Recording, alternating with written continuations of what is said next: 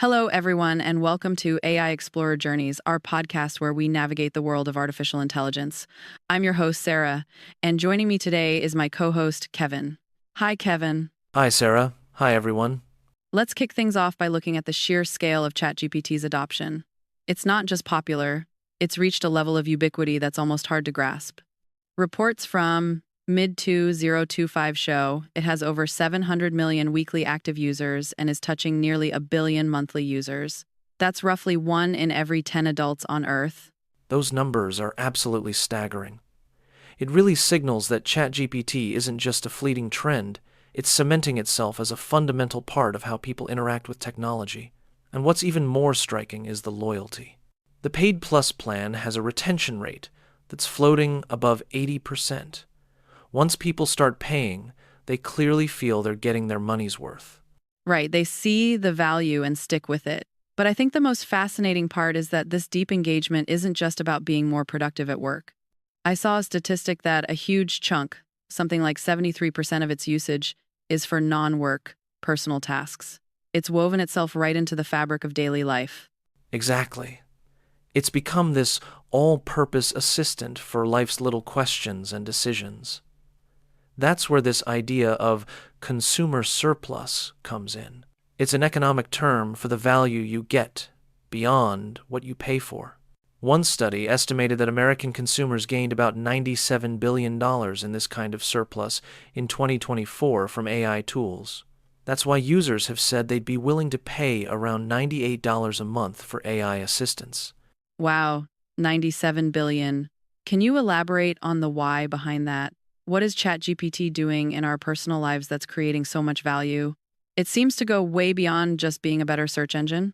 Well, its core value proposition is really about helping you decide and helping you do. It dramatically lowers the cost and time of making a decision. For personal use, it's like having an instant, accessible consultant for anything, from planning a trip to understanding a complex medical term your doctor used. That efficiency and improved decision-making is what people feel, and it's what translates into that perceived value. That makes sense. But if it's becoming this central gateway for our decisions, does that also mean we're concentrating a lot of power in one place? I can't help but wonder about the potential for bias in how it presents information or nudges us towards certain choices. What are the downsides to having such a ubiquitous decision assistant? That's a critical question. The convenience is immense, but the potential for algorithmic bias, or just over-reliance on AI-generated information, is definitely something to watch. For example, in the long run, its revenue might come less from subscriptions and more from taking an intermediary cut on transactions it facilitates. When that happens, there's an incentive to steer you towards certain outcomes. It's a classic double-edged sword, incredible convenience, but with a new, subtle layer of influence. So, what we're seeing is ChatGPT isn't just a popular app. It's becoming an indispensable, value-generating interface that's deeply integrated into our daily lives.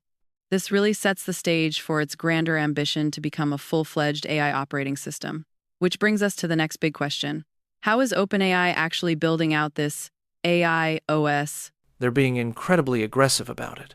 They're expanding functionalities into realms traditionally dominated by the big tech giants. Take search, for instance. ChatGPT now has a GPT search mode and a Chrome extension. It pulls real-time information from the web directly into your chat. The old routine of Google search, click a link, read a page, is bypassed. Google must be sweating. I'm sure they're not thrilled. This is a direct challenge to the incumbent search paradigm. And then there's a feature called Pulse, which is even more transformative. It turns ChatGPT from a passive Q&A bot into a proactive personal assistant. Proactive? What does that mean in practice? It means ChatGPT starts working for you in the background. If you're a Pro subscriber, it does asynchronous research and delivers personalized daily briefings. It might see you have a meeting on your calendar tomorrow and not only remind you, but ask if you want help drafting a summary for it. It embodies this concept of increasing your yield per minute, getting more value out of your time, without you having to constantly prompt it. That sounds incredibly useful. But the move that seems most audacious to me is Sora. We're We're talking about AI-generated video, but it seems to be more than just a content creation tool. It absolutely is. Sora 2 is the video generation model, but the Sora app is what's really disruptive. It's an AI-driven social platform where the whole point is to co-create and share imagined experiences. This isn't about posting photos from your vacation. It's about generating a video of a shared adventure to Antarctica that you and a friend dreamed up together. Stepping back from the technical marvel of it, what does this AI-native social content mean for how we interact online? I'm imagining a future where people show off their AI-generated life, and I'm not sure if that's exciting or terrifying. It's a fascinating thought experiment. The old saying, pics or it didn't happen, just doesn't apply anymore because AI can make the pics happen. The very idea of authenticity on social media could fundamentally change. The focus could shift from documenting reality to co-creating shared fictions. It's creatively liberating, but you're right, it's also ethically complex. And all of these features, Search, Pulse, Sora, put OpenAI in direct competition with Google and Meta. As exciting as that is for us as consumers, what are the challenges for OpenAI? They're a relative newbie in consumer social products. Can they really take on these established giants, especially when it comes to things like content moderation? That's their Achilles heel. OpenAI has incredible AI prowess, but it doesn't have the decades of experience or the massive moderation teams that a company like Meta has built. Scaling these services safely is a huge challenge, and you can be sure Meta will just copy any successful AI features. So, I doubt Sora will dethrone Instagram overnight, but it will absolutely put serious pressure on them. So, ChatGPT is expanding its footprint by creating new paradigms in search, personal assistance, and social media. These moves are all designed to make it an indispensable hub. And that brings us to the next layer of this AIOS ambition, building an entire commercial and developer platform right inside ChatGPT. Exactly. And this is where it gets really interesting. They've introduced instant checkout. You can literally chat about a product you want, say a handmade wallet, and ChatGPT will show you options from partners like Etsy or Shopify, summarize reviews, and let you buy it with one click via Stripe, all without leaving the chat. That's a little dangerous for my bank account. It bypasses the entire traditional e-commerce journey. It does. It's a direct challenge to Amazon's model by becoming a personalized shopping assistant. But the vision is even broader with apps in ChatGPT. They've launched an SDK so third-party developers can integrate their services. Can you give me an analogy for that? How does that compare to something like Apple's App Store? Think of it as the convenience of WeChat's mini-programs, where you access services within one super app, but combined with the intelligence of AI. You don't hunt for an app, you just state your intent. You say, Spotify, create a playlist for my Friday party, and the functionality appears right there in the chat. Or you ask it to outline a presentation and then say, open this in Canva, and it uses the Canva plugin to turn your outline into slides. It's a unified, natural language interface for everything. That's incredibly powerful. It is. And just as Apple's App Store became the gateway for mobile, OpenAI is building a conversational AI App Store. You're no longer hopping between apps. You're just talking to one central intelligence that pulls in the services you need. If ChatGPT becomes this central AI app store and it's already taking a small commission on e-commerce, what's next? Are we looking at a future where OpenAI takes a cut similar to Apple's notorious 30% from a whole world of digital services? That is the big speculation. Platforms monetize. If ChatGPT becomes the primary interface for booking flights on Expedia or finding homes on Zillow, a revenue-sharing model is the logical next step. It could generate enormous revenue for them, but it also risks the same kind of developer pushback that Apple has faced for years. So it's a concerted effort to become a true operating system, not just for users, but for developers and businesses. This ambition must come with some pretty staggering financial implications. The financial stakes are astronomical. OpenAI's revenue projections have soared to around $13 billion for this year, which is a 3.5 times increase. The long-term forecast for 2030 is a mind-bending $200 billion. This has led to a private market valuation of around $500 billion.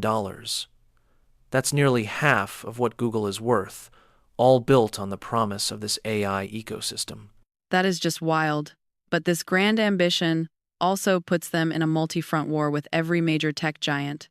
They're competing with Google, Meta, Amazon, and Apple all at once. Exactly. And they're doing it while racing against other formidable AI labs like Anthropic. This isn't just about building a better chatbot. It's about establishing the foundational platform for the next era of computing. And that requires unprecedented investment. They've called themselves possibly the most capital-intensive startup in history. When you hear those sky-high valuations, you have to wonder, is this a genuine paradigm shift or is there a bit of a bubble here? What are the biggest risks that could derail this grand vision? The risks are substantial. First, the competition is fierce and catching up fast.